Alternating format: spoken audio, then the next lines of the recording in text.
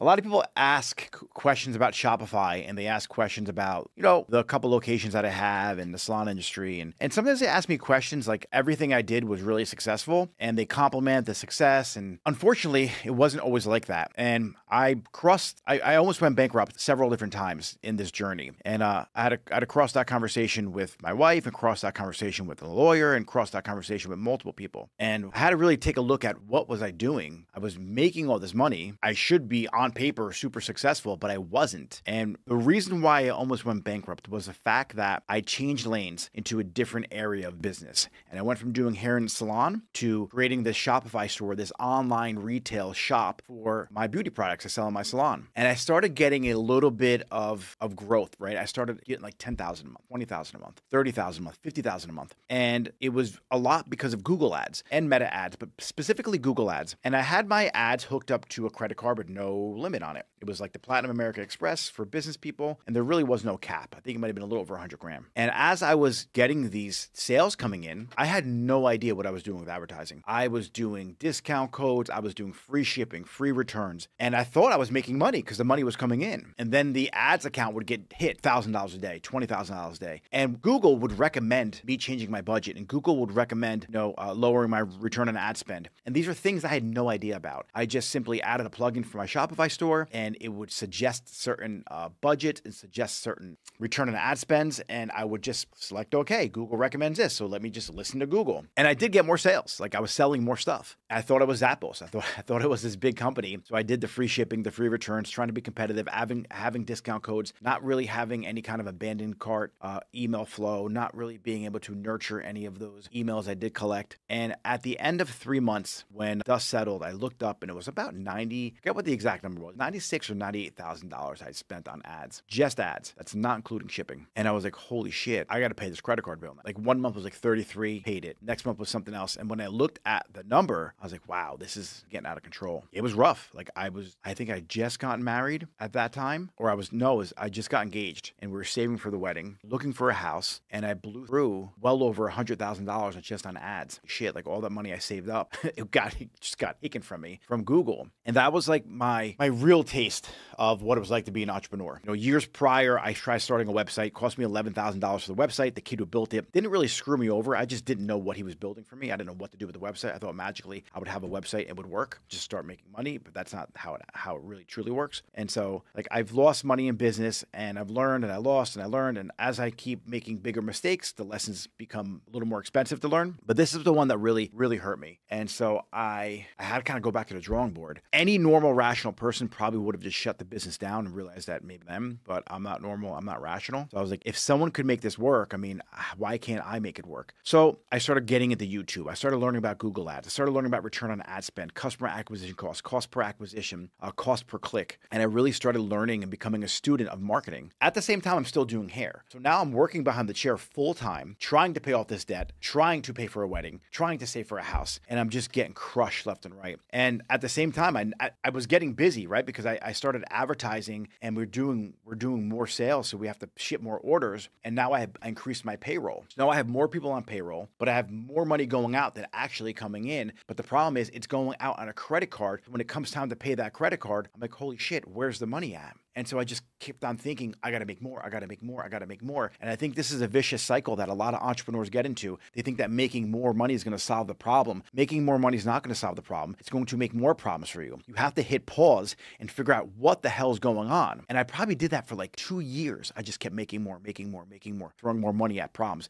just making a bigger issue of everything. And I finally figured out like I can't do free shipping, free returns. I can't discount products the way I was doing to become like to get selected on my Google ads a little more, because obviously I'm eating to my budget, making less profit by discounting it, and it just wasn't working. So I really I really dug into Google ads. And so I started getting profitable now, but I was still in this hole and all these people I had to hire and I couldn't let go of them. So the biggest mistake that I made as an entrepreneur that I want everyone to listen to right now, I was taking money from a good business and I was feeding into a bad business. And because I was doing that, the mistakes and the issues in that business weren't as visible because I didn't feel the pain because I was able to fund it from another company. And the one thing I would preach to to anyone in any kind of salon or any entrepreneurship is if you have one business, you have one salon, and you go to open a second, you may give that salon a loan, do the initial startup in a fund, pay it back to yourself, right? Don't just let that money get burned in the wind like I did quickly, and just have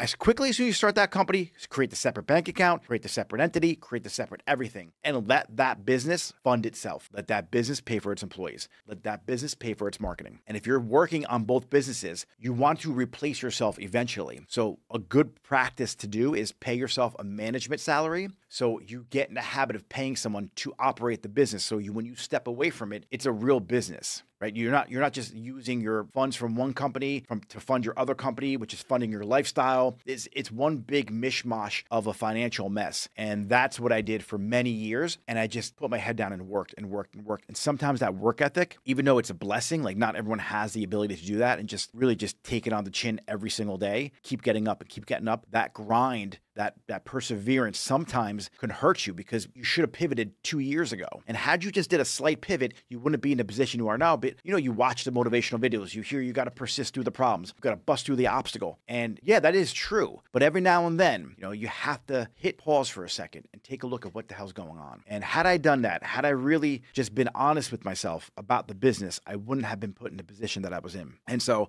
I had predators coming after me. And before I started this, I was just in my salon. Right? Before I started the online thing, I just did hair. So my expenses were easy, right? It was easy to run a salon. I knew the business. Then I got into this online business where I didn't know shit. And I figured you list the products, run ads to them, you make the money. It's not that simple. Sounds simple. It is that simple eventually, but to get there, it's not.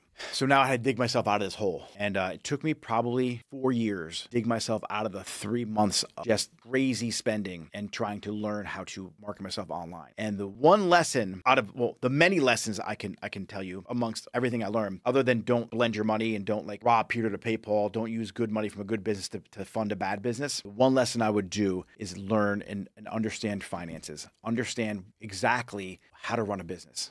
Understand that you can't wear all the hats, and hire someone who really understands money and understands the language of money, if that's not you, to teach you about it. Because unfortunately, it was learning about the salon's easy, right? It's a conversation because you're a salon owner. But once you start going into other businesses, you don't know anything about it. Have the career capital. You have to have career capital in the next thing that you're doing. So it's so important before you jump into a business and open a restaurant with your friend, or before you jump into another salon with somebody, if you're just working in a salon now as a stylist, learn business, learn the language of money, learn how to have these conversations with bankers, conversations with distributors to negotiate deals. Because when you get into that business, it's a completely different ballgame. What I would do, it depends on what you want to learn. If you want to learn more about Google ads or marketing, you guys know I'm a big advocate of Upwork or freelancers, right? Or whatever websites are out there that you can hire someone to be a virtual assistant or to handle these tasks for you. I would go to that website like Upwork, and I would hire somebody who's really proficient at a particular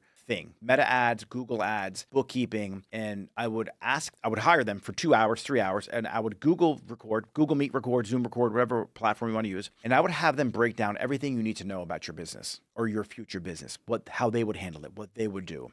Most of the time they're cool with it, right? Because you're paying them for their time anyway. I would take that recording, and that would be my lesson. I would watch that video over and over again. I would learn the language of money. I would learn the language of marketing, learn that language with that person. So I already had a degree of knowledge before entering into that. Now, you're going to want to hire somebody to handle your ads for you for the most part. But if you hire somebody to handle your ads for you, which I've done plenty of times without knowing the language of ads, it didn't work out for me. I didn't know how to guide them. I didn't know what to say to them. I didn't know what to direct them. And a lot of times they're not in the beauty marketplace. So for us, the way they would market certain products, it's much different for a person who owns a brand than it is for a reseller, because our margins are only 50%, typically a 50% markup. So by hiring that person to jump into my business and sell my products for me through my Google ads, they're not looking at it at the lens of my margins only 50%. Even though you tell them that, they're looking to acquire as much data and to get as much sales for you. And they're looking to do that usually from the perspective of you owning the brand. So you have a little more margin there. And the strategies that you use as a typical marketer are different than you would if you were to be doing as a reseller. That's why when I was reselling, I would do it for my local audience. So this way I was able to capitalize the traffic for the salon as well. And so if I sell this bottle of shampoo and let's say I'm selling within a 7-mile radius around my salon, I don't mind having a certain acquisition cost for that product because I'm going to retarget to them to get them in my salon. So I would start there, and I would really start advertising for a smaller circumference, not nationally, but maybe pick, tri-state so your shipping's a little less. Maybe pick tri-county, maybe pick a 10-mile radius so you can really double dip on your retargeting campaigns and get the person who bought the shampoo from your salon into your salon to get a haircut or a color or a service. So another person I follow is Alex Hormozi. Alex is our modern day Michael Jordan of business. Kid's just a beast. I call him a kid because he's like 10 years younger than me, maybe even more than that. And if you take a look at what Alex Hormozi did, he did exactly what I'm telling you. Go learn from people. Like, so many people are so scared to invest in themselves. For those of you who know Alex Hormozi but don't really know his story, go follow him on every platform. He's a wealth of knowledge. Before he even owned a gym, he invested, I think it was like 10 grand in a mastermind. Like, it was almost a big chunk of his money to learn from people who did it. Before he invested in doing anything online, I believe it was ClickFunnels. He went to a ClickFunnels event and invested a ton of money into learning how to do stuff online. You guys understand how much he's invested into himself, into his knowledge? That's why he's so wealthy right now. That's why he has so much success, because he's investing in himself. You can't get taxed on that knowledge. And so all you people out there who are afraid, take the course, buy the program, to invest in yourself, you're never going to make it. You don't know what you don't know. And so you may make it in 5 to 10 or whatever years, but what's it going to cost you? If you think of your total amount that you're worth, right? If you think of how much you can actually make at a business, your potential, let's call it. If your potential is $500,000 a year and you're only making $50,000 a year right now, the cost of not knowing knowledge you need to get to your full potential is $450,000. So for you to take a course for $10,000 or hire a coach or hire a mentor for $10,000, it's 100% worth it. But I want you guys to think of what vehicle are you taking to get to that $500,000. You're probably not going to make it working behind the chair, but you will make it as a salon owner. The vehicle to get you there, to get the $500,000 a year, it's going to be there as a salon owner. You can definitely do that. But if you're in a commission salon, it might be a little more difficult. So take a look at what vehicle you're taking to get to your result. If you're going to stay in a commission salon and you're happy there, that's awesome. Stay there. You can make a lot of money. If you love cutting hair, but you don't want to own a salon, that's cool. Let's say you're making 200 grand a year cutting hair, but you have aspirations of making more. So you could become an educator. You could open up laundromat. Like, if you want to open businesses that aren't salons, follow someone named Cody Sanchez. She is just, I would say, on the level of Alex Hormozi when it comes to knowledge about businesses, specifically boring businesses, specifically businesses you don't really need to be around to run. So you can run them in a few hours per week